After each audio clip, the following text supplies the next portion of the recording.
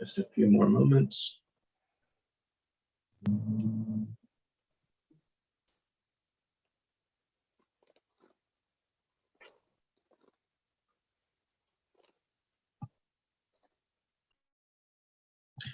All right, Kavitha, you may begin whenever you'd like.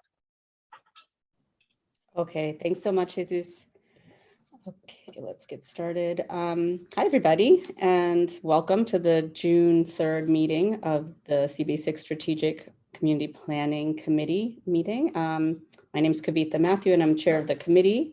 And this meeting is called to order at 7:01 p.m. Tonight, we're joined by District Manager Jesus Perez. Let's see, members of the public, you can raise any questions or comments that you have through the Q&A feature of Zoom. If there's time following the committee's discussion, we will field questions from the public.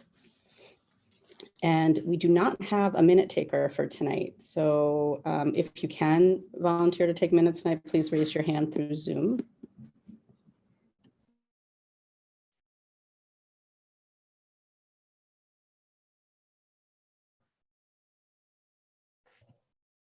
Not all at once now. I was just going to say that you beat me to it. I'm going to give it a minute and just read through the usual. I'll do it if there's nobody. I'll take notes of the presentations, and then I'll fill in the rest around the edges.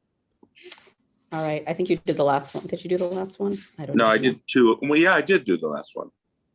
Yeah, it would be great if I had somebody else, but if there's no takers. Okay. All right, Rich. All right, I'm going to open the computer. I did the last minute. Oh, Jim did the last. You did the last one. Yeah, I thought I didn't do the last one. Right, I right. did two of them ago. Two ago. Okay, thanks, Jim, and thanks for Just a word of advice: it's a whole lot easier to do it from the video. It really is. Okay. Okay, we've got that. So anyway, just a reminder that you should have all received several emails from the board office with a link to the Google sign-up sheet to take minutes. So I think Jesus is going to put that in the chat once again. So please take a moment to sign up. And at the direction of the board chair, each committee meeting must have a designated minutes taker and a designated backup just in case. To eliminate the guesswork, make sure that you volunteer for as many slots on the Doodle sign-up sheet as possible. And I think you guys know the drill for the rest of it. So please take a moment to do that. And now we will take attendance by roll call. Jesus will conduct the roll call.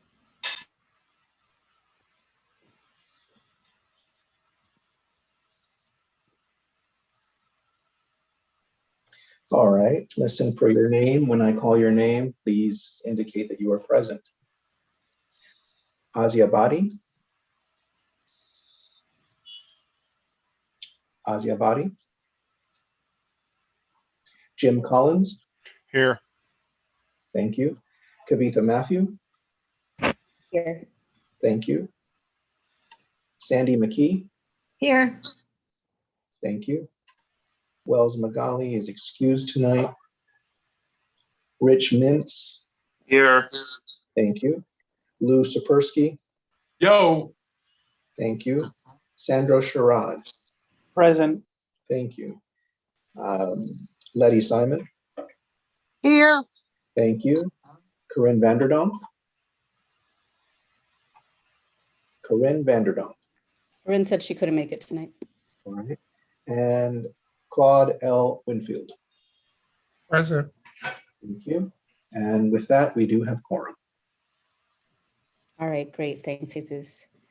And so next we are going to see the agenda for tonight's meeting, which was distributed ahead of time by the board office and appears on the screen in front of you. If there's no objection, we'll adopt the agenda as stated. Members of the committee, if you object to adopting the agenda, you may raise your hand through Zoom.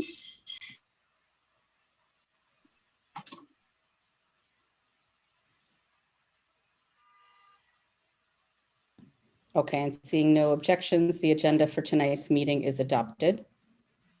The minutes from the May 6th Strategic Community Planning Committee meeting were distributed ahead of time by the board office. If there's no objection, we will adopt the minutes as drafted. So members of the committee, if you object to adopting the minutes, you may raise your hand through Zoom. Okay. And again, seeing no objections, the minutes from the May 6th Strategic Community Planning Committee meeting are adopted, and they will soon be available on the CB6 website. We're going to go through the ground rules quickly. So no one may, in order to conduct an efficient meeting, let's observe a few ground rules. No one may speak until granted the floor. Committee members, if you have a question about committee business or wish to make a motion, please raise your hand through Zoom. If you click the participants icon, the participants panel should appear and you should find the raise hand function there. If you still have technical difficulty, you may use the chat icon and relay your difficulty. The chat function should not be used for committee business or questions about agenda topics. All such remarks should be made on record by raising your hand through Zoom, and chat should only be used to alert us of any technical difficulties. Or if you want to state any information in writing that was already stated aloud on the record during the meeting. When a committee member is given the floor to speak, I'll identify you and you can unmute yourself so that you can speak. We're required by executive order to create a verbatim transcript of the meeting, so please keep your questions and comments succinct and germane to the discussion. We're joined tonight, and we're going to get into the agenda in just a moment, and I just want to preface it by saying this evening we will have two presentations, both given by members of DCP, and they're both public hearings, so please let's follow our aforementioned ground rules. They apply to the committee members, board members, and members of the public who are joining us this evening. Members of the public can post any questions or requests to give testimonial in the Q&A. Please not the chat, definitely in the Q&A. And with that, I'd like to get started. So see, the first two agenda items we mentioned are public hearings. So the public hearing for the citywide text amendment N210406ZRY that would require City Planning Commission approval for new hotels in order to ensure that they do not create significant conflicts with surrounding development is now open. If any members of the public want to speak on this matter, again, please indicate in the Q&A features and then you will be granted the ability to speak on a first come, first served basis, and you would have up to 3 minutes to speak. With that, I'd like to turn it over. I didn't know who was starting the presentation. That'll be me, Aska. Aska, thank you so much for joining us tonight. So, yep, whenever you're ready. All right, good evening, everyone, and thank you for having us at tonight's meeting. Most of you already know me. My name is Aska Mahayadin from the Department of City Planning, and I am the planner liaison for Community Board 6. Today, I'm also joined by my colleagues, Scott Williamson and Dylan Sandler from Department of City Planning. We will be presenting two land use applications tonight. First, I will be presenting the citywide hotel special permit text amendment, and then Dylan will be presenting the health and fitness text amendment. I'm just going to share my screen.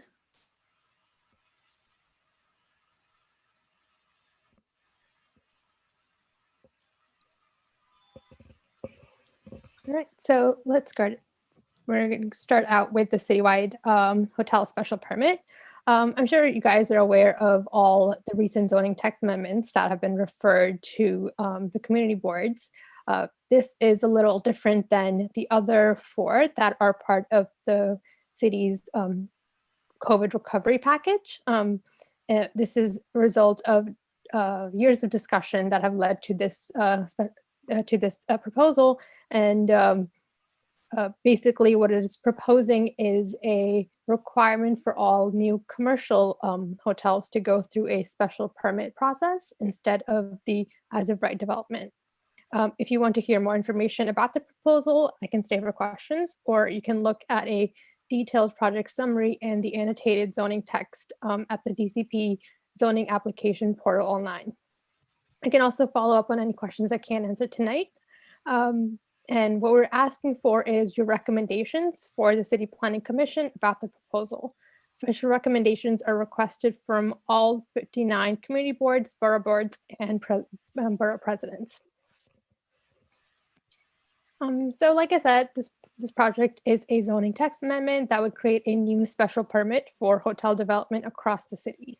The goal is to create a consistent framework for hotel development and ensure that new hotels don't negatively affect the surrounding area. Starting with a description of New York City's hotel market of the past decade. As you can see, we have seen significant increase in the hotel market.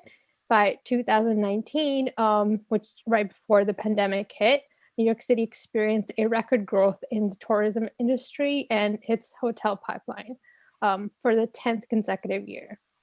Visitor trends peaked in 2019 with almost 67 million visitors, up from the 46 million in 2009. Visitor count was forecasted to increase even more in 2020 to almost 69 million. But as we all know, COVID happened, and but that expectation of growth is it's expected to return after we have recovered from COVID and the pandemic. Furthermore, sizable growth of hotel room supply has been a prevailing factor in New York City for much of the past decade. Between 2009 and 2019, the total number of hotel rooms in New York City market grew from over 80,000 to over 127,000. In the past 5 years alone, New York City saw a 40% increase in hotel inventory. Despite this increase in the hotel room supply, demand has also continued to rise, keeping the annual occupancy at almost 87%. Occupancy rates in New York City are among the highest for urban markets in the United States.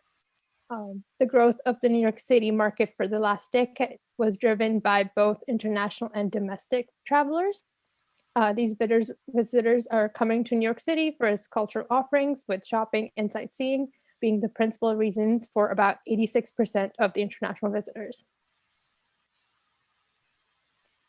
So over the years, the rapid growth of new hotels across different districts in the city has led to concerns about conflicts with surrounding uses for hotels. Notably, in 2018, a special permit was adopted for hotels in the M1 districts to address the conflicts that hotels could have with operations of industrial businesses in that light manufacturing district. To address these concerns, the City Planning Commission has adopted a variety of special permits relating to hotel development in different special districts. And all of these have come as a result of different rezonings. The ones that CB6 is probably most familiar with is the hotel special permit provisions under the East Midtown rezoning and the M1 district, which were both meant to encourage hotel development that was compatible with surrounding character. However, as you can see in this map, there were other rezonings that had a number of different findings associated with them. This has resulted in an inconsistent framework for regulating hotels across the city. Furthermore, in C and MX districts, hotels have introduced conflicts with surrounding uses. Overnight accommodations different from those that are from other as-of-right uses in proximity because they're similar to both commercial and residential uses, but also have the potential to conflict with both. This unique distinction of hotels may require additional scrutiny to ensure they are developed in ways that won't present conflicts with the neighborhood or the surrounding local businesses. A robust tourism economy is vital to the city's economic health and is expected to recover from the pandemic. Once the industry recovers from the pandemic, hotel development is expected to resume. The patterns of hotel development over the past 15 years still indicate a need to ensure that hotel development does not create conflicts with surrounding uses. Thus, the proposed text amendment will create a consistent zoning framework for new hotels and allow the CPC to evaluate each hotel development's impact on the future use and development of the surrounding area. Hotels have a potential to create land use conflicts in a variety of neighborhood contexts and zoning districts. Just a few examples are shown on this slide. You can see in the hotel in the C8 district, which is in Queens, we have a hotel that is right across from a graveyard site and also in between heavy manufacturing uses, which might not be the best location for this hotel.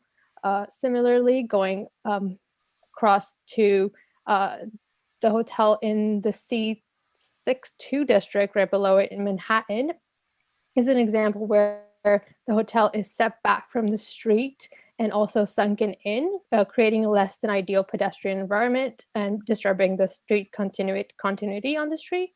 And the other hotel we can see in the corner is on the bottom right corner is in the Rockaways. So this is an ideal location for a hotel because it's right by the beach and encourages, visitors to the New York beaches. However, the way that the site was designed and the hotel was designed was right up against the sidewalk, creating a less than ideal pedestrian circulation and safety, especially considering the number of people probably going from the hotel to across the street to the beaches. It doesn't provide enough protection from the sidewalk and street, creates some conflicts with the pedestrian and vehicular traffic. Similarly, the hotel also in Queens, which is in the C4 3A district, in the upper right corner, it has the parking lot, the street, and the sidewalks don't have proper separation, and also creates conflicts of pedestrian and vehicular traffic. So the new special permit will be applicable in higher density commercial districts, mixed use districts, and paired M1 and residential districts where there's not a special permit today. The new special permit will apply to those areas that already have a special permit, except for the M1 district, which will retain the findings from the M1 hotel special permit, since those address unique concerns in light industrial areas.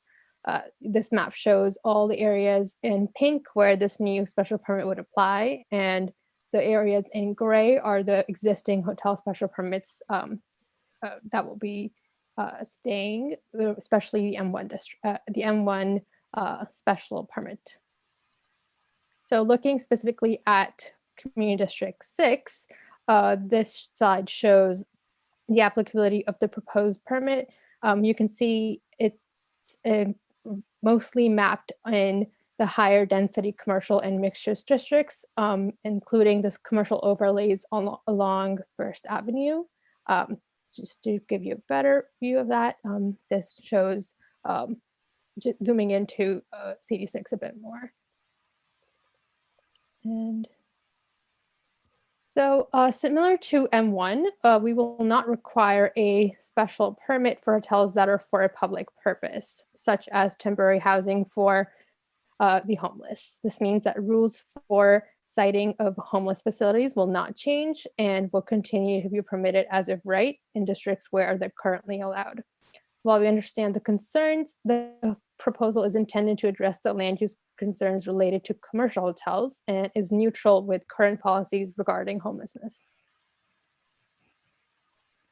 I also want to touch briefly on the recent impacts of the pandemic on the hotel industry and ways that we have modified the proposal to try and address these challenges. The COVID pandemic also had a significant effect on the New York City hotel market.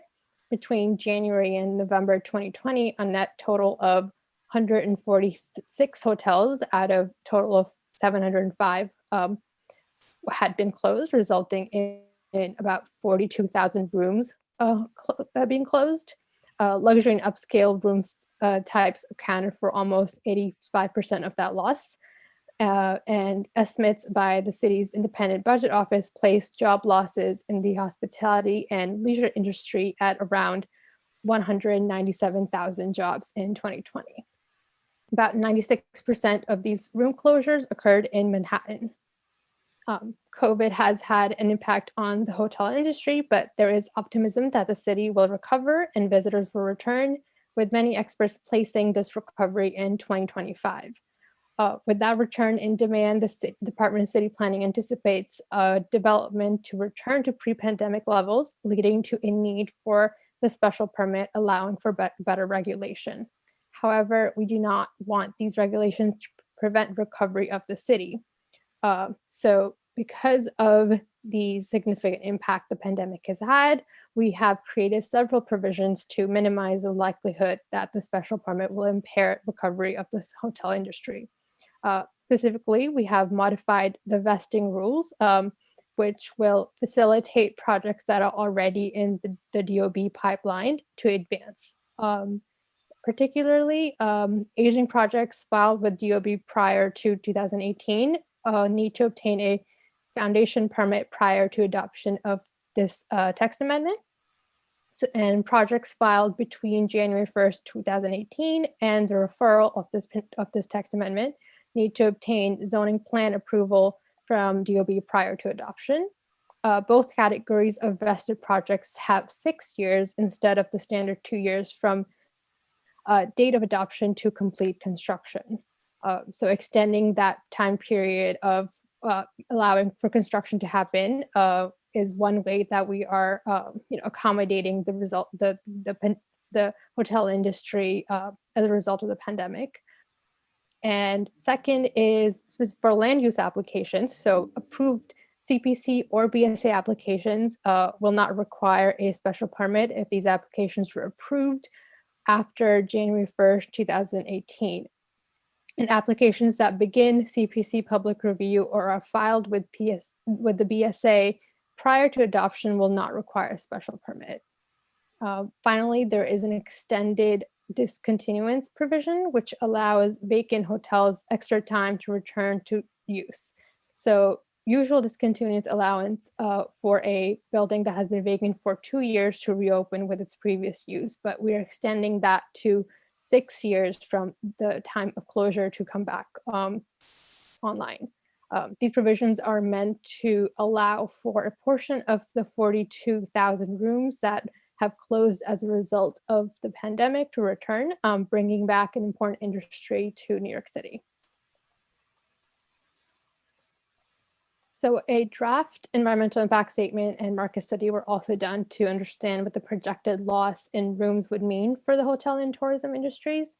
And findings of the study and the DEIS show we expect sufficient inventory for 2030 to support amount of pre-pandemic visitors, which is a robust tourism economy. However, because of the special permit being expected to slow the growth of new hotels, it is expected that there will not be enough rooms to meet demand of the no action in 2035. So this would lead to a shortfall of about 47,000 hotel rooms. Because of the future shortfalls of rooms and potential effects on visitations, the DEIS is showing a significant adverse impact on the hotel and tourism industries. However, we expect that as visitation recovers, the concerns that have been raised with respect to hotel development over the last 15 years will once again arise, focusing attention on the subject of this proposal, the regulation of how and where hotels are built.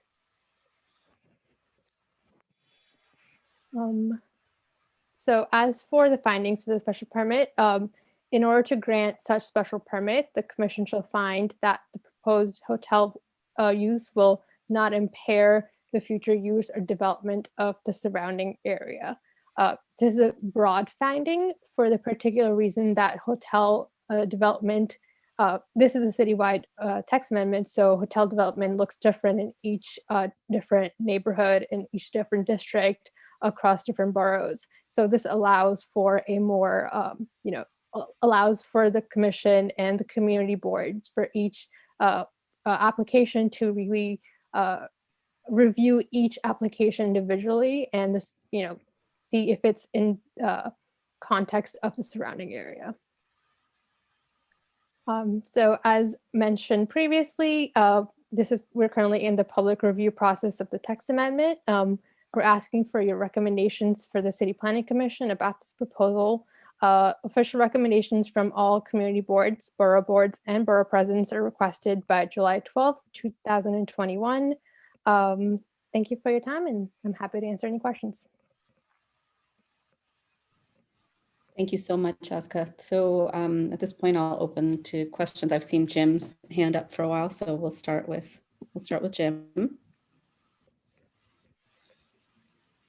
Hi. I have a number of issues with this.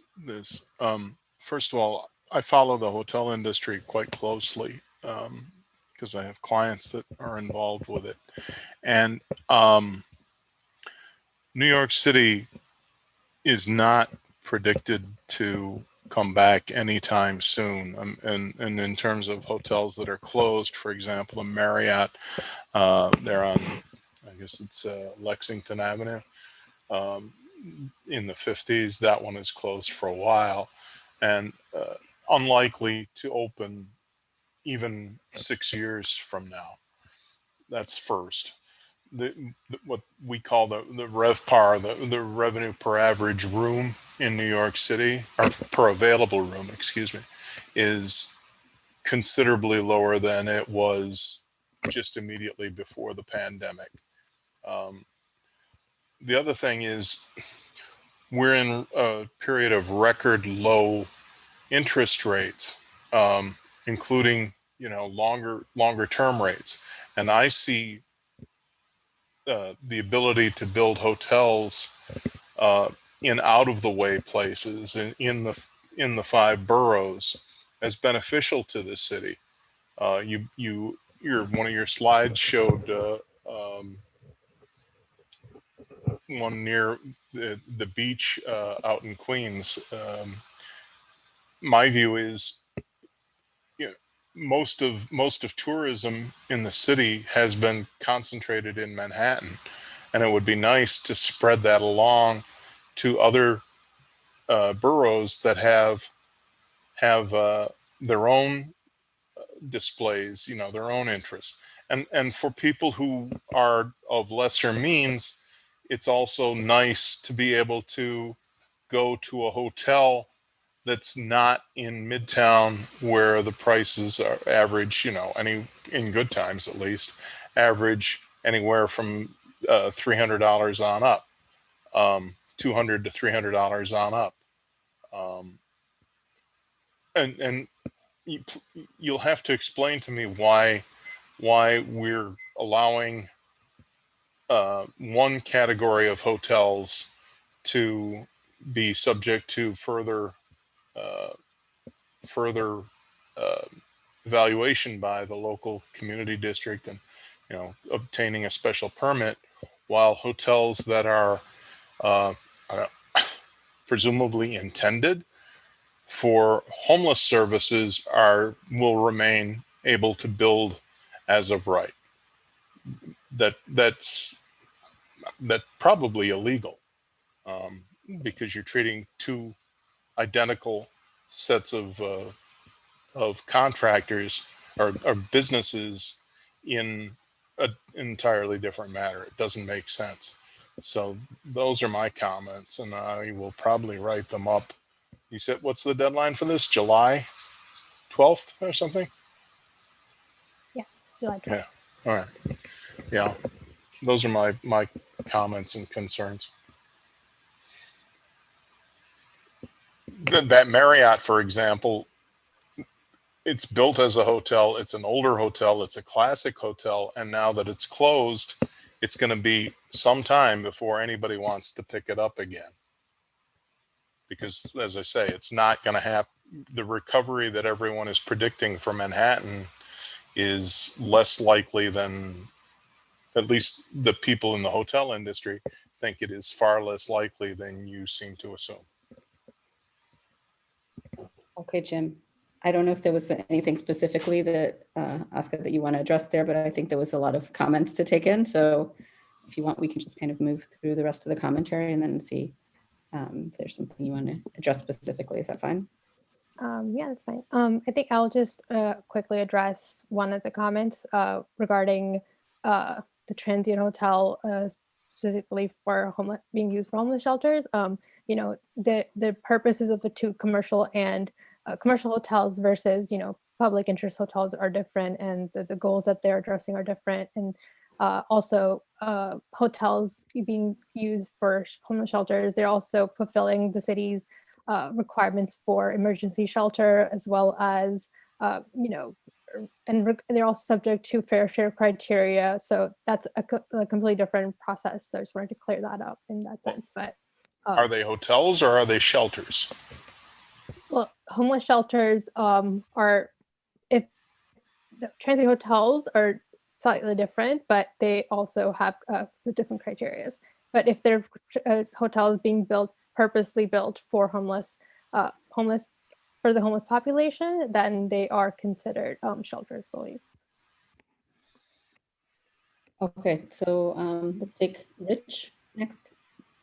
Yes, I just very briefly, I do share some of Jim's concerns, and specifically, one of the concerns I have is why are hotels being singled out as a troublesome use for special regulation when there are lots of as of right uses that people might consider troublesome.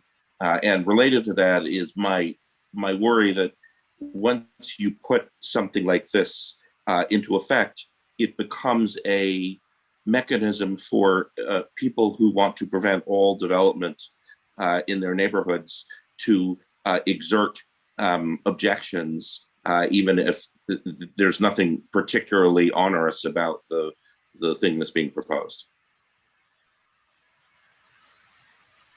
Yeah, so this particular proposal came as a result of multiple years of concerns raised specifically regarding hotels.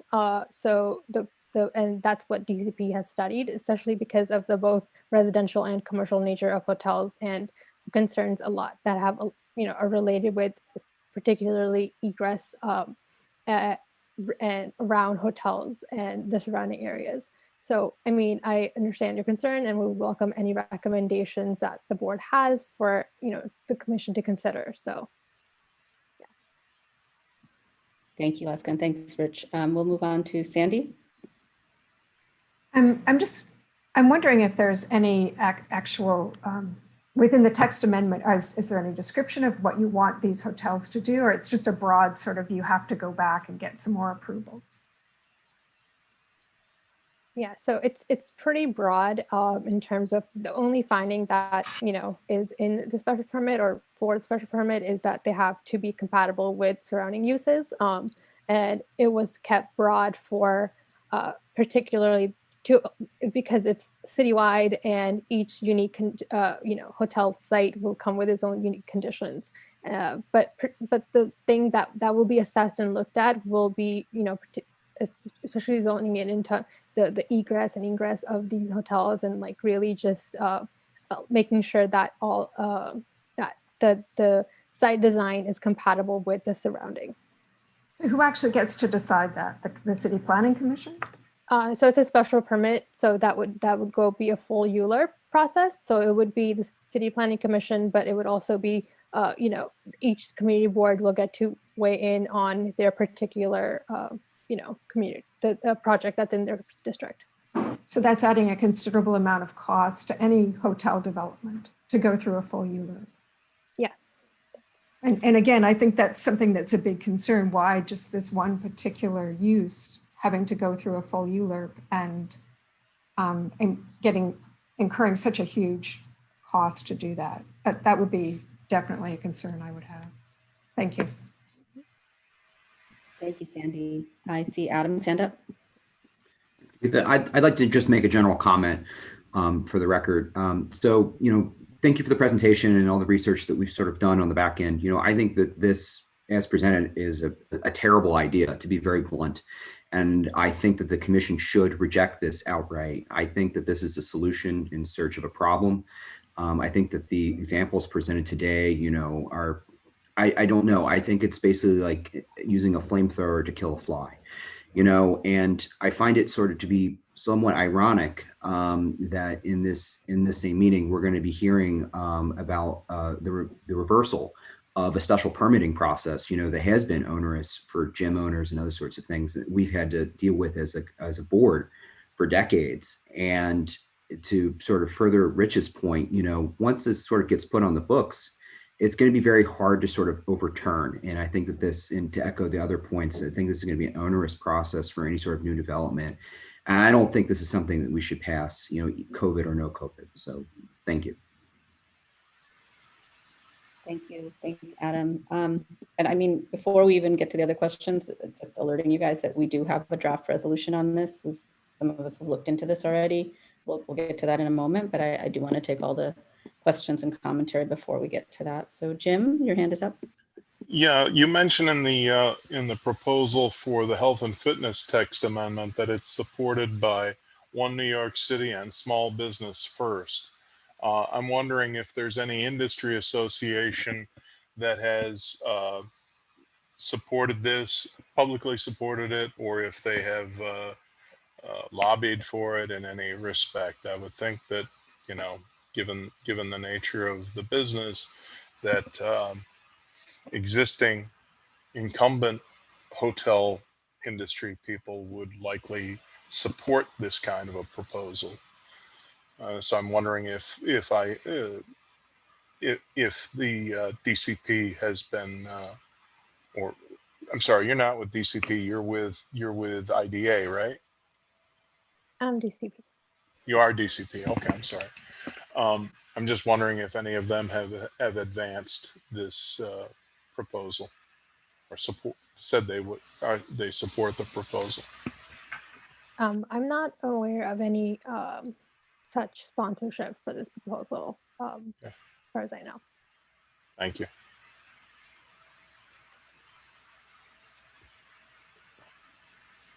All right, Jim, I think Lou. So Lou's hand up.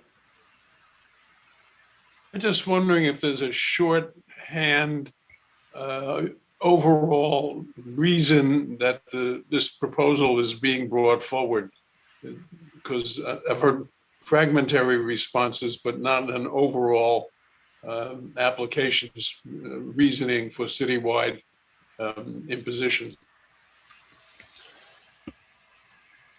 So the main reason that it was really brought up was because, like I said, it was years of discussion and concerns that were raised regarding specifically hotels and how they interact with surrounding uses, and this was just it's to prevent land use conflicts, specifically related to hotels. Okay, George.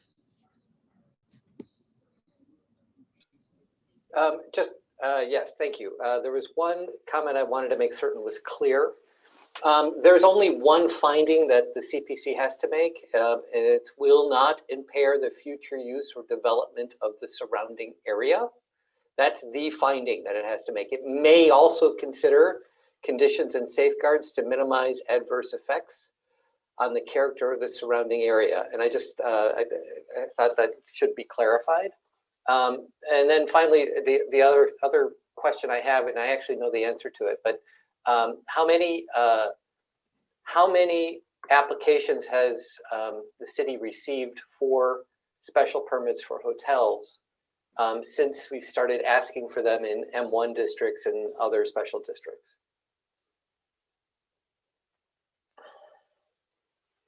I don't think I have the number for the special.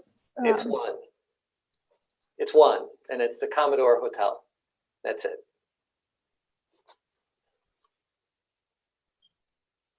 That's all. Okay, thank you, George. So again, I don't know if any members, I don't see any other hands up from committee members or other community board members, members of the public. I do see a couple of hands raised. Jesus, is it okay if we call on folks and give them a moment to speak to this? Sure, if they're giving testimony. Let me. I'm not sure. I don't see anything in the Q&A. I just see hands up, so I'm not sure how that. All right, so. All right, Mr. Clay Reed, your hand is up. Are you looking to give testimony or do you have a question? I am looking to give testimony. Okay, on this matter, you are looking to give testimony. I will start the clock. You will have 3 minutes to give your testimony. You may begin now. Good evening. My name is Clay. I have lived in Midtown East here my entire life, as have my parents. I know the neighborhood and the neighbors quite well and know firsthand how these places can change, as we all do, right? Over the years, I've seen this area develop very quickly and not always with the interests of residents in mind. We've all seen hotels come and go, and when a hotel gets built without community input, we've seen how this hurts our community. I want special permits to happen because we deserve a say in how our neighborhood changes. Thank you all for taking the time tonight. Thank you, Mr. Reed. The next person that we have is Ms. Sandra Rodriguez. Ms. Rodriguez, do you have a question or would you like to give testimony on this matter? I don't have a question. Good evening, all. I don't have a question. I have a comment, and it's related to what Mr. Clay said. Okay, so we'll consider that testimony on this matter. You have 3 minutes. We'll have 3 Thank you. Minutes. Thank you. So here's the thing. I've lived here for 5 years now. Yes, it's been 5 years with my 2 children. And yes, I have seen a lot of development with no input from us, from the community members.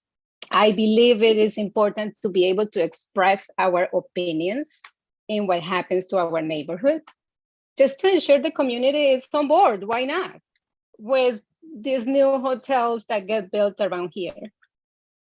I guess what I really want to reiterate is that I do want the special permits to happen because we deserve to have that voice regarding changes in my community. That's all I have to say. Thank you so much for your time. Thank you, Ms. Rodriguez. Okay, thank you for that.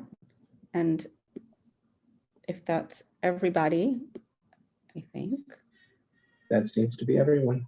That seems to be everybody who wanted to speak. I'd like to move on into. There is it looks like Marie Winfield would like the floor.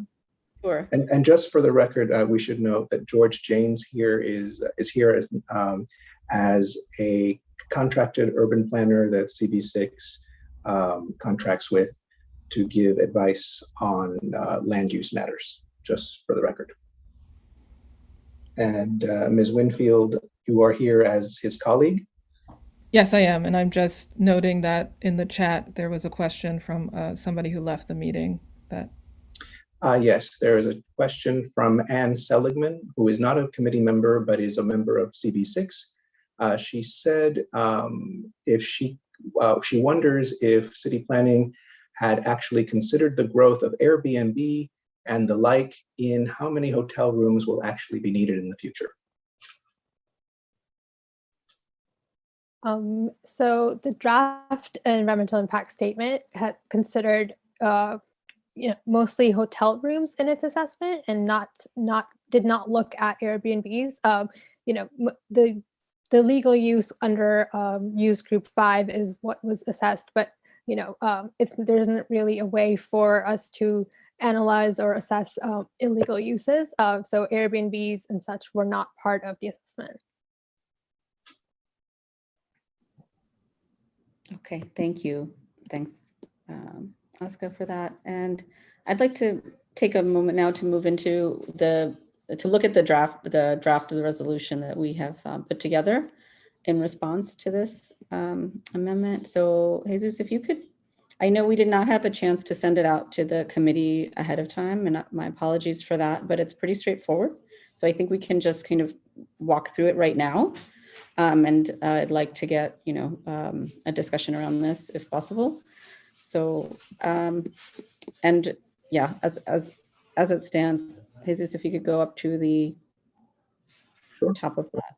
And just to note that regardless of whatever language the resolved clause ends up being, the committee will have to indicate one of these choices: no objection, favorable, conditional favorable, unfavorable, conditional unfavorable, or waive comment. Thank you, Jesus. So we did, after reviewing an earlier presentation to community boards and reading through the language of this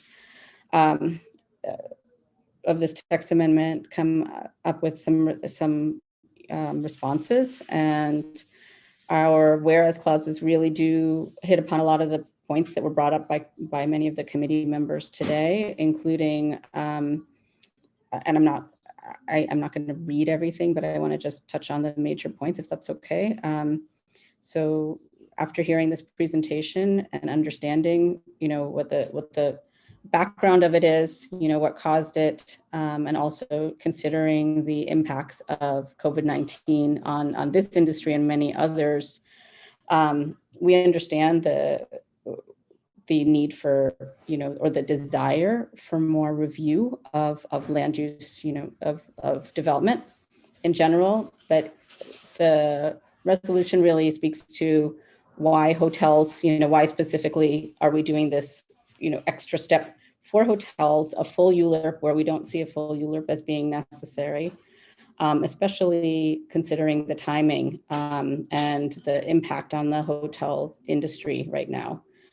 And given the economic, kind of downfall that we've seen, we don't understand. I think based on the, what we've written here, and committee members, please feel free to weigh in. We don't see the need to do, as maybe Adam put it, this extreme a response to something that we feel like could be taken care of with something much less cumbersome for the industry. I think really this will lead to a huge lack of development in that area. And we do understand the desire for people to weigh in on what's happening in their community. But remember, hotels are one use. There are so many other businesses and other land use things that are not being set to the same standard or having to go through this process.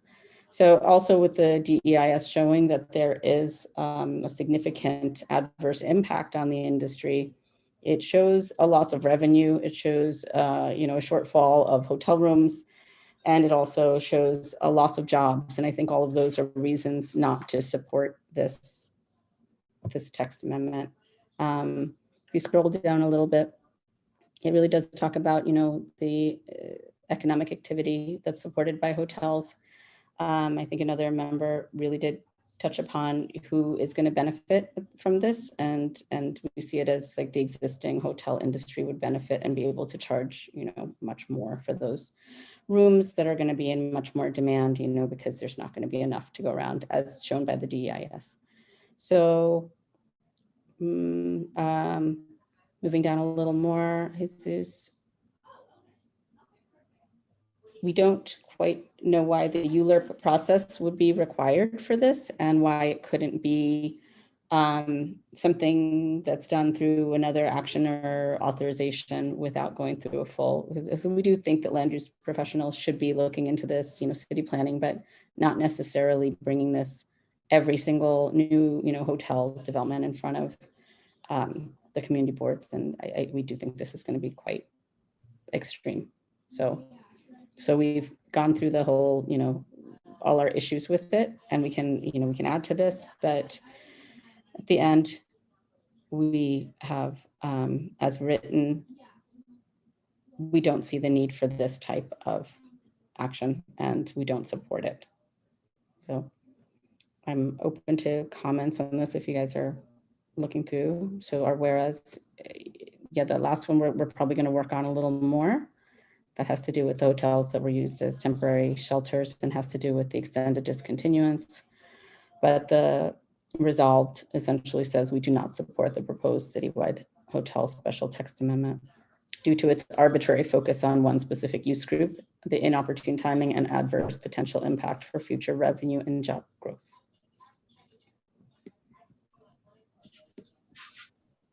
So I'll open it up to any comments or questions from members of the committee.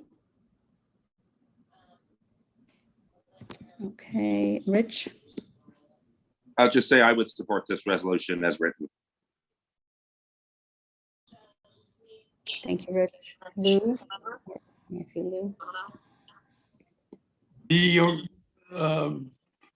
voting options, do they refer to the substance or to the draft resolution?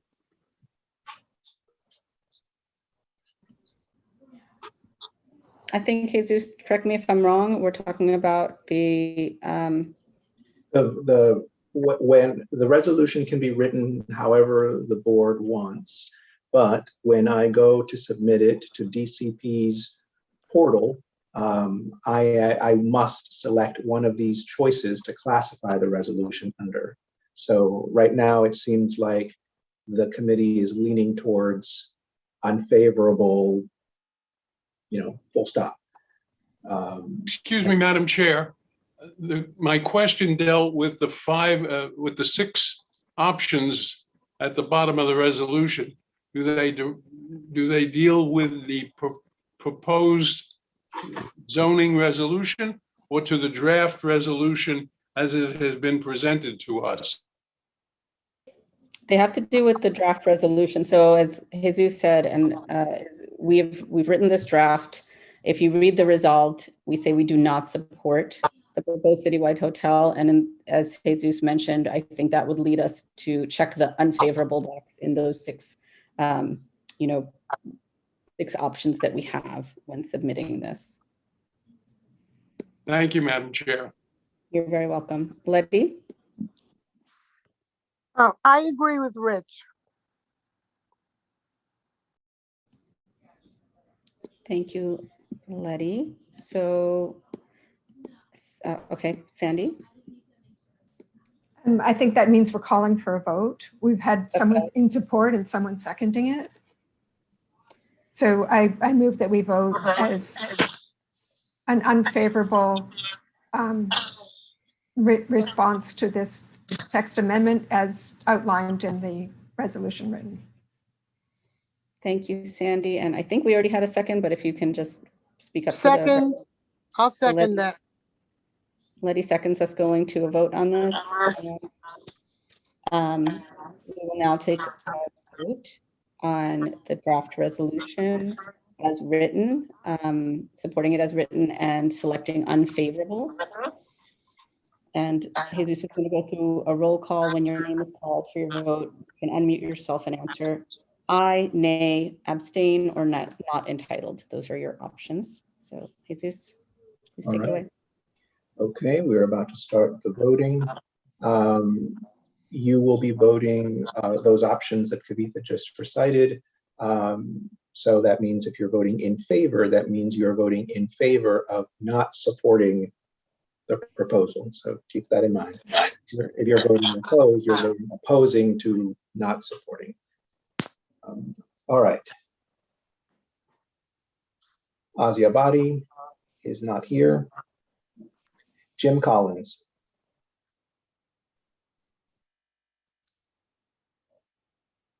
Jim Collins, your vote, please. I'm sorry. I have to abstain for cause. I agree with the document, though.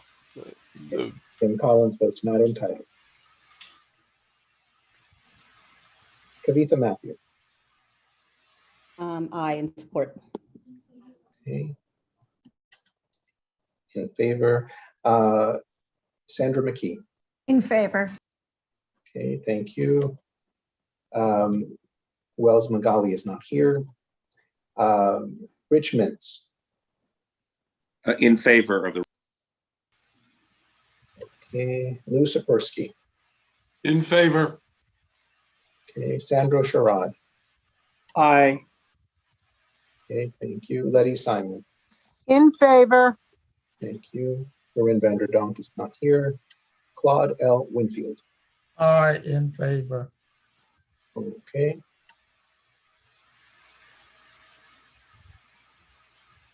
All right, this motion carries with 7 in favor and 1 person Not entitled. The motion. A resolution unfavorable, which does not support the proposed citywide hotel text amendment. It moves on to the full board meeting next week, Wednesday. Okay, great. Thank you so much, Jesus. And with that, let's see, we're done with that. So the public hearing at this point, no other comments, I think. The public hearing for the citywide text amendment N210406 ZRY that would require City Planning Commission approval for new hotels in order to ensure that they do not create significant conflicts with surrounding development is now closed. Thank you. So we're going to move on to our next agenda item, which is another public hearing presented by DCP. So the public hearing for citywide text amendment N210382ZRY on health and fitness establishments is now open. If any members of the public want to speak on this matter, please indicate that in the Q&A feature, and you'll be granted the ability to speak on a first come, first served basis. You will have up to 3 minutes to speak. And at this point, I would like to turn the floor over once again to DCP. I believe we said. I think I will present this one. Okay, thank you, Dylan. Take it away. Thank you. Well, good evening. I'm Dylan Sandler. I'm a planner in the Housing and Economic Development Division at City Planning, and I'm the project manager of this citywide text amendment. So I'm going to share my screen and just go through a few slides talking about some of the background and the details of the proposal, and then I'm happy to answer any questions or go into additional details that the board finds helpful.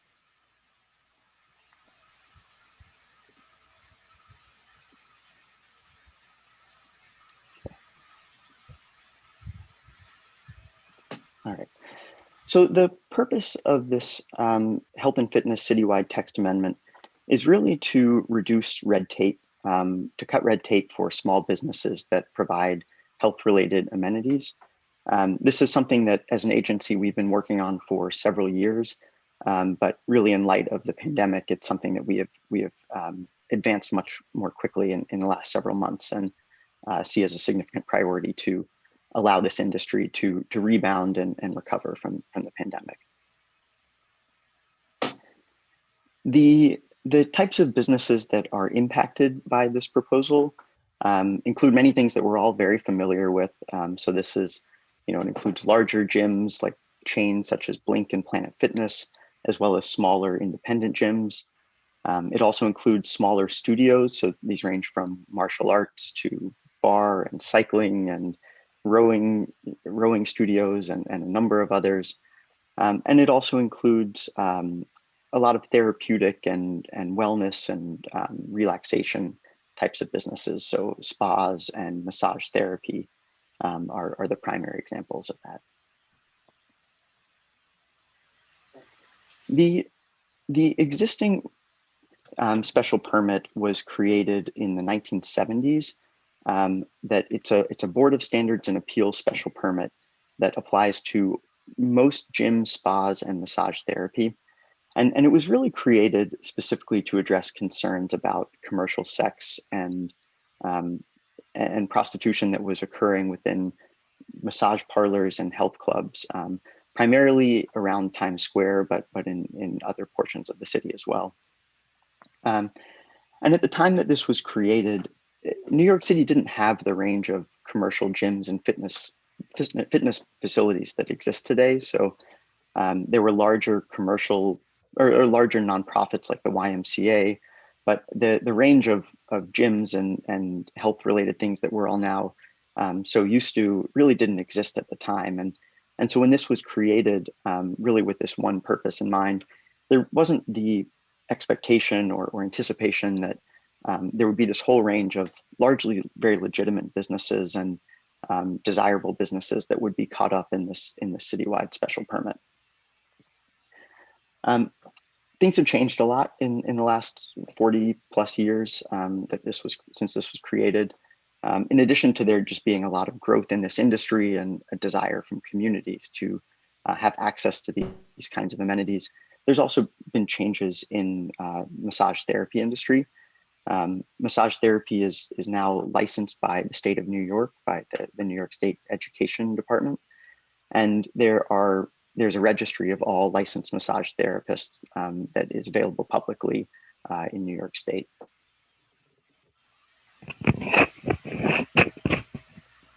Yet these businesses all continue to be uniquely regulated in zoning. And in fact, in addition to, to having to go to community boards and having to go to the Board of Standards and Appeals, they have to go through a criminal background check. And all owners and operators of these kinds of facilities have to essentially prove that they are not criminals before they can open, which is not something that exists in any, for any other use in zoning. The permit typically takes about 6 or 7 months. So it's a pretty long process. It costs businesses on average about $30,000 to $50,000 in fees to architects and land use attorneys. And often businesses have to pay rent for a space that they are not able to actually open in the period of time that they're going through this special permit process. Another limitation that we have seen is that the special permit is not applicable in most C1 districts in the city. So areas where zoning allows a wide range of other retail and service uses, gyms and spas and massage are not allowed, even if they were to go through the special permit process. And finally, this is, we have seen high vacancy rates in some areas for the last several years, and that has been exacerbated in some ways because of the pandemic. And we really want to make sure that zoning is sufficiently flexible to allow compatible uses to occupy this space. And this is particularly true for an industry that has been growing in recent years, and we see as a really valuable industry to serve communities and also occupy what could be vacant retail space. So jumping into the details of the proposal, we are proposing to remove the BSA special permit entirely. This is in the zoning resolution. These uses are called physical, culture, or health establishments. We will be removing that inscrutable term and replacing it with a new commercial use called health and fitness establishments. And the way this will work is most gyms and spas that are limited to 10,000 square feet in floor area will be use group 6. So these will be a commercial use group that will be allowed in all commercial and manufacturing districts. And then gyms and spas that are unlimited in size, so those that are larger than 10,000 square feet will be listed under use group 9. So these would be allowed in C2 districts and higher, but they will also be allowed in some higher density C1 districts. And so this does apply to CB6. So C18 districts, C19 districts, and C1 overlays that are mapped with R9 or R10 districts would also permit these larger gyms that are larger than 10,000 square feet. And this distinction between uses that are smaller than 10,000 square feet and larger is not unique to gyms and spas. This is something that exists for other commercial uses in zoning. I think furniture stores and clothing stores also have this kind of distinction in size between use group 6 and use group 9. For massage therapy, we would be, again, removing the BSA special permit, and in its place, licensed massage therapy would be classified as an ambulatory healthcare use. So this would be permitted in either use group 4A as ambulatory healthcare or use group 6B, a healthcare office. And so these would be allowed in most residential districts, the exception being very low density R1 and R2 districts, as well as all commercial and manufacturing districts. And it is important to note that massage is illegal to practice without a license in New York State. So that both exists outside of zoning, but we've also created clear rules to make it such that unlicensed massage cannot be practiced either as a primary use or an accessory use in any business in New York City. So this really only applies to licensed massage therapists. And over the last couple of decades, even though the findings for the physical culture health establishment special permit don't specifically invoke noise and vibration regulation, the Board of Standards and Appeals in working with communities have imposed conditions on many gyms that relate to attenuating or mitigating impacts of noise and vibration from gyms. And so to continue to address this, we are creating a performance standard in the zoning that will apply to higher intensity gyms. So gyms that have significant weights or exercise equipment that have the potential for impulsive noise from things like dropping weights or vibration from people riding many bicycles at the same time or running on a lot of treadmills at the same time, would be required to have an acoustical engineer submit documentation to the Department of Buildings showing that the space is designed adequately to meet noise and vibration standards. These will apply in commercial and mixed use districts within mixed use buildings. So buildings that have residential or other commercial uses or other community facility uses would be required to demonstrate before they can get a certificate of occupancy that they are designed adequately to address noise and vibration. There are a range of lower impact uses, yoga, isometric exercise, youth martial arts, spas, and others that will not need to demonstrate compliance with these additional noise and vibration standards, but these would still be subject to the New York City Noise Code. So I will pause here. We are referring this text amendment out to all 59 community boards. We are asking for recommendations or feedback by July 27th. And thank you very much for your consideration, and I'd be happy to take any questions that you have. Thank you so much for that, Dylan. Thank you for that presentation. I'm going to open up the floor to questions from committee members. I see that Jim has his hand up. Go ahead, Jim. Hi, Mr. Sandler. I fully support this. I've thought that the burden on gyms for the last, I don't know, I've been on the board 20 odd years, and this has always bothered me. I've always advocated for it. That said, however, I'm wondering, there's a push in the legislature now to legalize sex workers, and I'm wondering if any of that has entered into your considerations.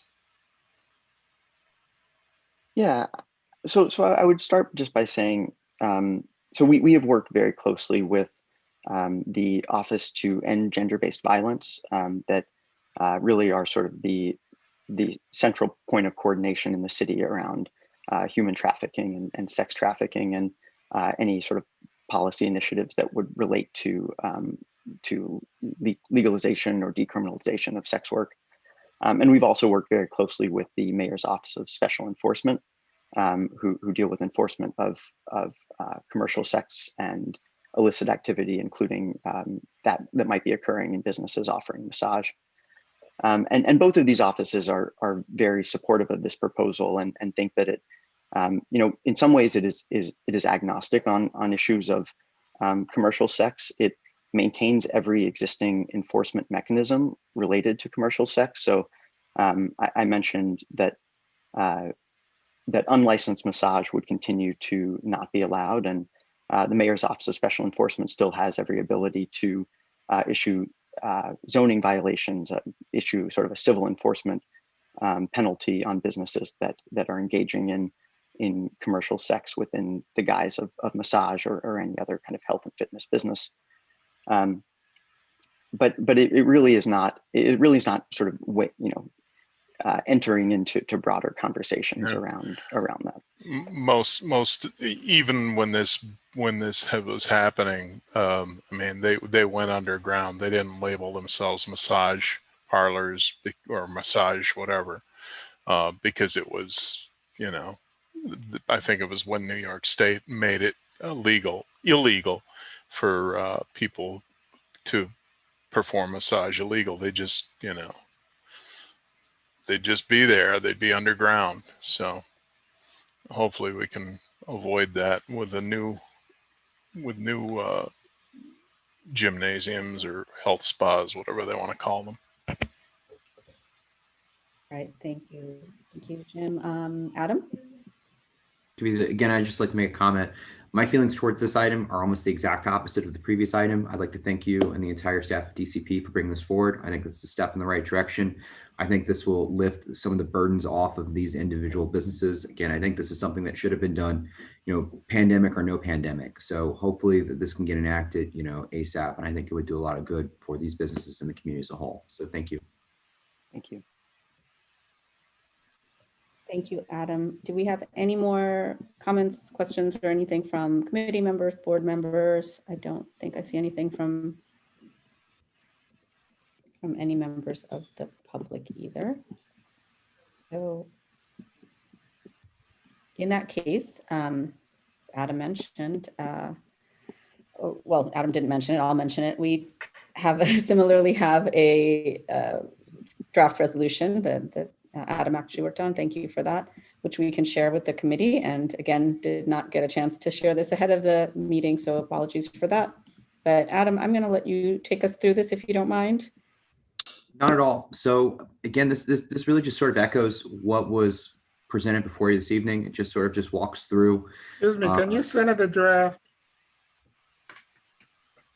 Sure. Jesus, you're going to do that?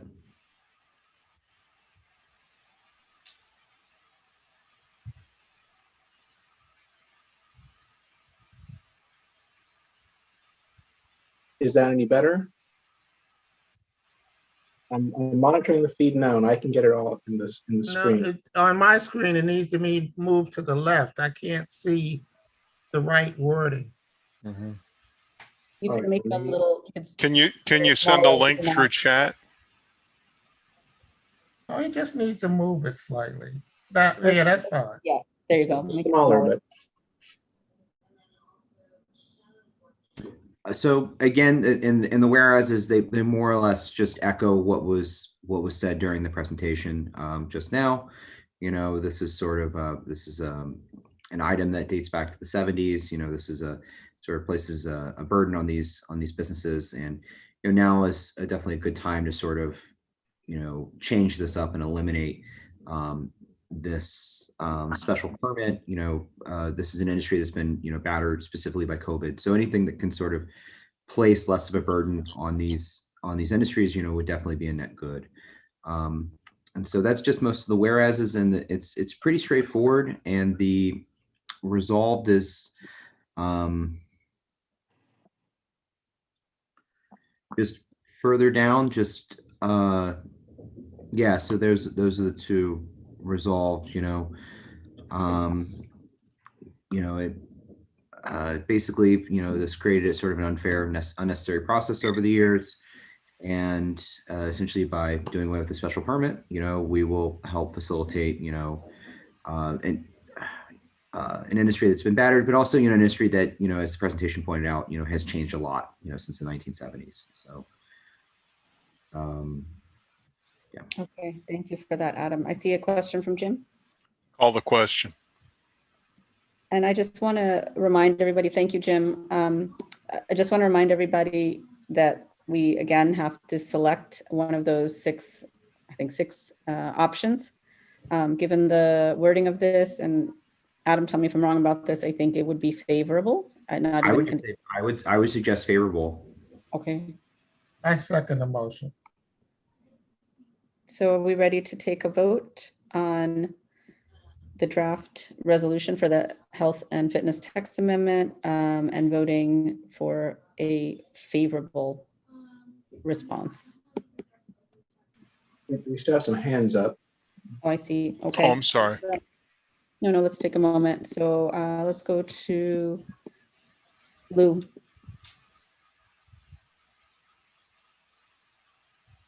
Lou, we can't hear you. The first resolved includes language which I think would be better served by being as a whereas. That is the second sentence saying the changes will help eliminate and so on. I think that goes in the whereas, not in the resolved. And the second resolved, I think should also be included as a whereas rather than in the resolved portion of the resolution. And then Lou, just so we're clear on that, would we just have then the results? I'd like to move that as a text amendment to the resolution so that we can, the resolution reads more logically and more clearly. Rich? I agree with Lou.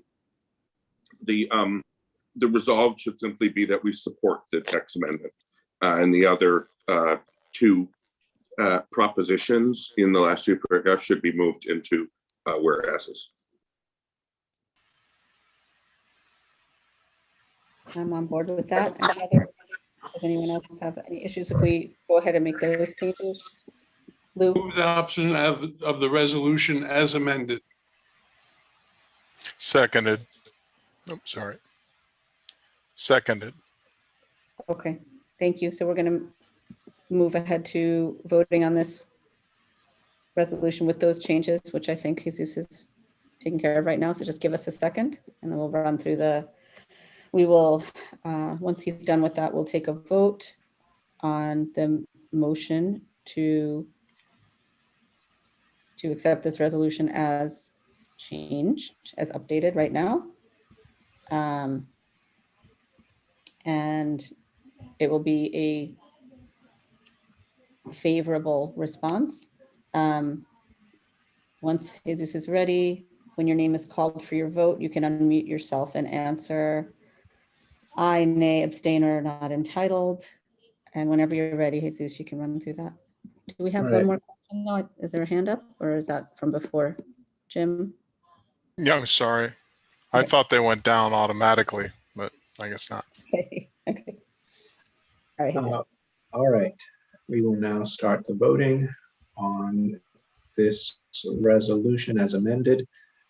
You may vote in favor, opposed, abstain, or not entitled to this resolution of support for this text amendment on health and wellness establishments. Asia Badi is not here. Jim Collins. Favor. Thank you. Kavitha Matthew.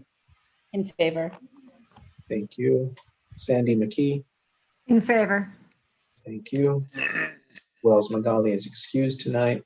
Rich Mintz. In favor. Thank you. Lou Sapersky.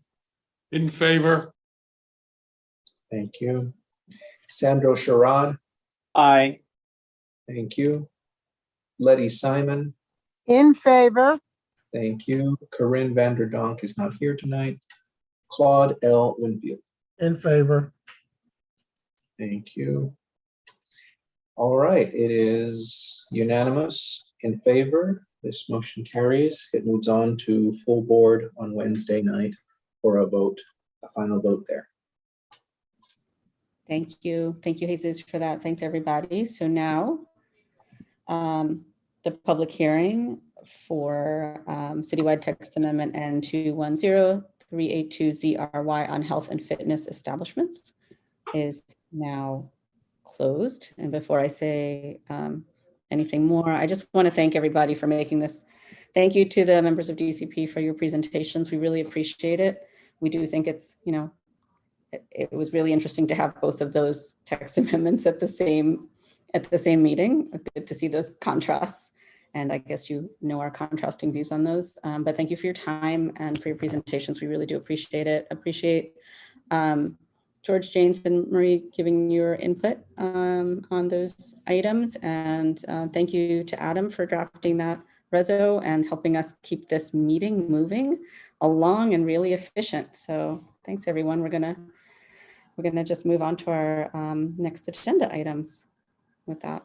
So we wanted to just follow up from our last month's meeting where we talked about budget requests and how the strategic community planning committee can really weigh in, since we really didn't own any of those budget requests initially, but we now have, I think, 5 that we've added our committee's name to, and Jesus can share the Airtable when he gets a chance, but I just wanted to go back and cover those and see if we had any more input on those before we, go into our summer months and come back in fall and look at that and look at those budget requests. So thank you, Jesus.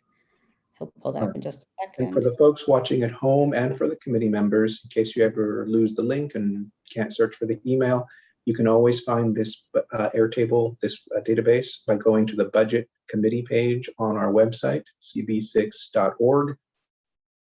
And if you scroll to the bottom, it will always be there in case you want to know where you can find it.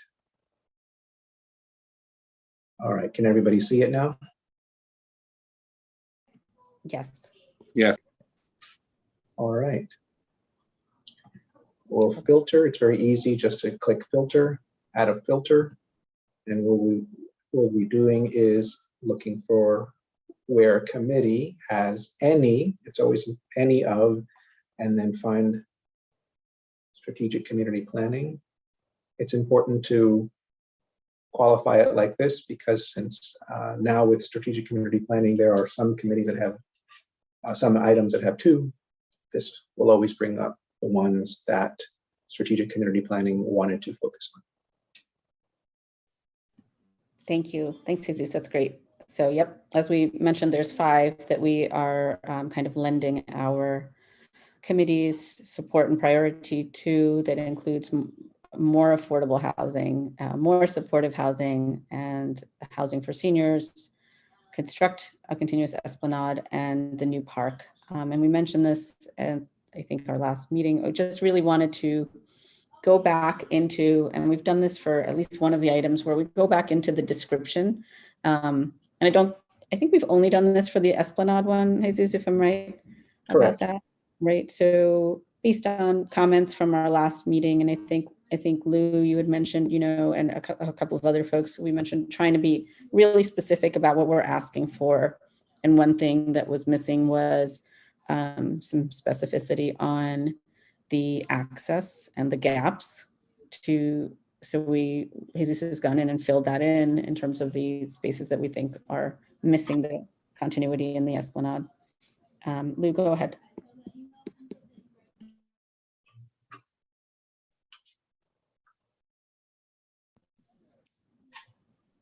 Lou, did you have a comment? Yeah, I was hoping we could get some specific information from the Economic Development Corporation as to why the caissons that were left in place for when the road work was done, they were left there for the specific purpose of building the greenway from roughly 60th Street to roughly 52nd Street. And now there seems to be some other kind of work going on. And it would be helpful if we could get a complete report as to why the changes were made and what the rationale was and the timetable. There's already been some legal action by the residents of 45 Sutton Place South in opposition to the bridge from the Greenway to the Manhattan shore. It would be helpful if we could get a full report with information as to what was going on and why. Thank you, Lou. Jesus, I don't know if you have anything in response to that, or if we have any information on that. I know this has been, Lou's brought up this point before. Right, yeah, I believe he brought it up with the previous chair of the board and who brought it up with EDC, which provided a response, and EDC considers the matter closed. I'm sorry, I didn't hear the last sentence of the reply. Oh, that EDC, in light of their response, it was a good, I think 2 years ago at this time, so my memory is a little hazy on it now. But in light of that response, EDC considers the matter resolved.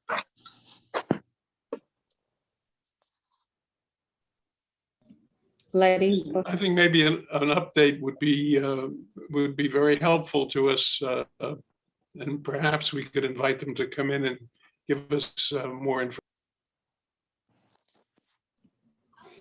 Perhaps something based on, the new plans without going back into the older request about, I think that issue has, as far as I know, been closed out, but we can talk about what's planned for the future.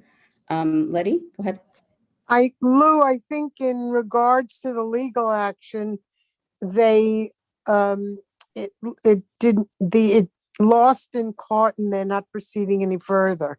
I think there may be an appeal the attorney was going to do for free or something, but I think that legal action about the bridge was thrown out of court.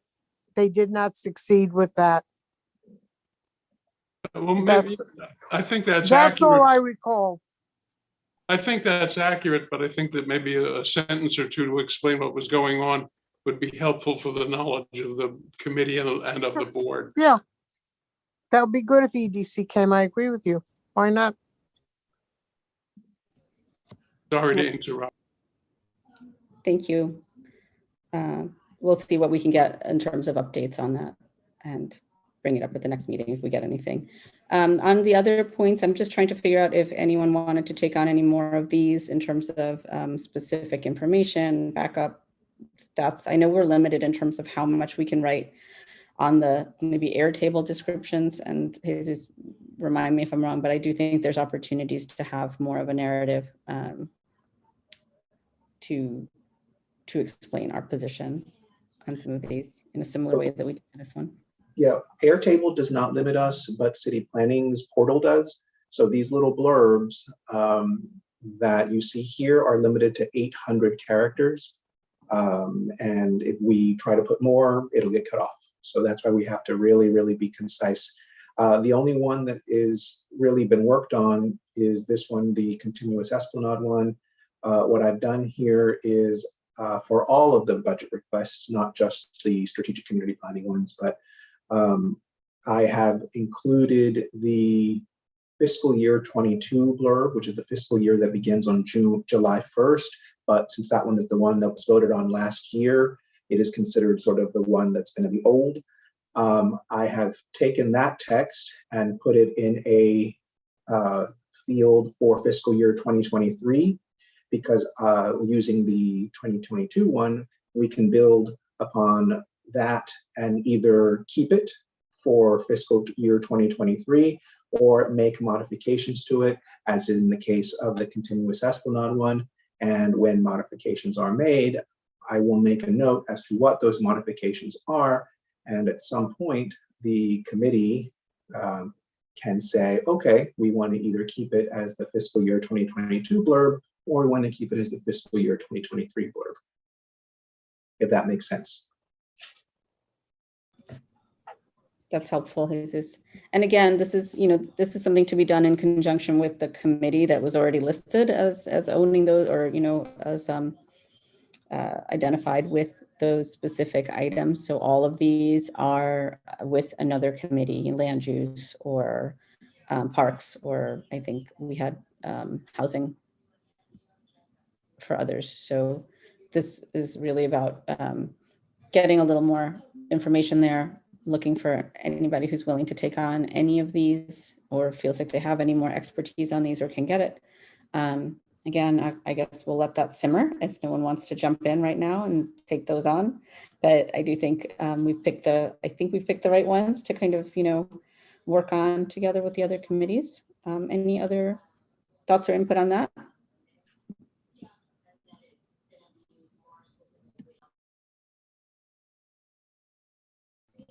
Okay.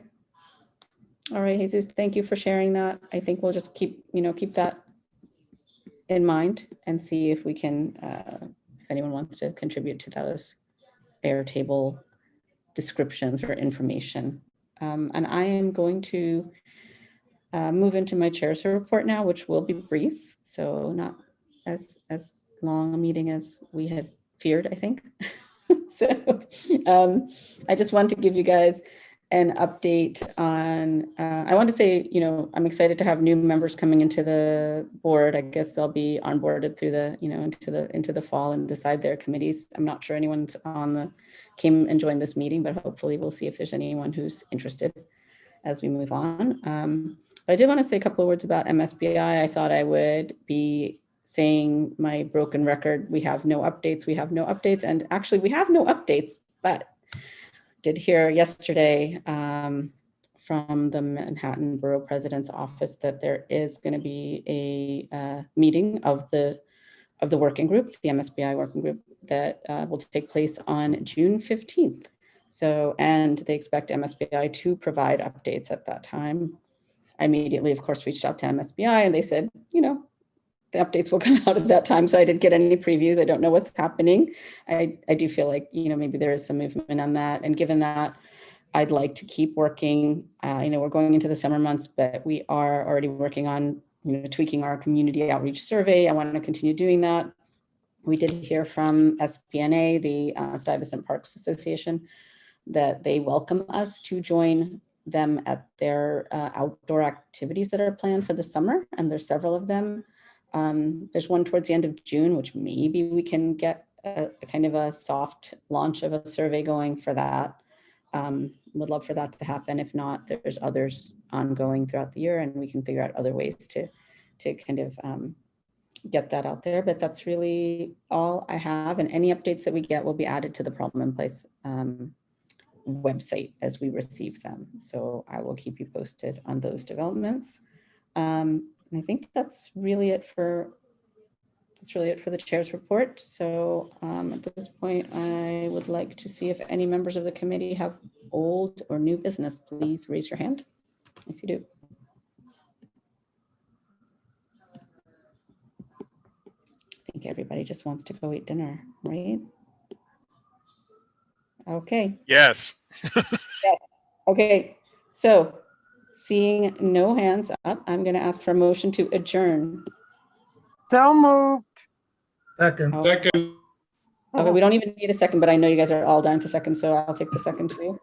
And if there's no objection, we're going to adjourn the meeting. Seeing no further business, this meeting is adjourned. That was a good meeting. 8:33 p.m. Highly efficient, right? Thank you, everybody. Great. Thank you. Good night. Good night, everyone. Good night.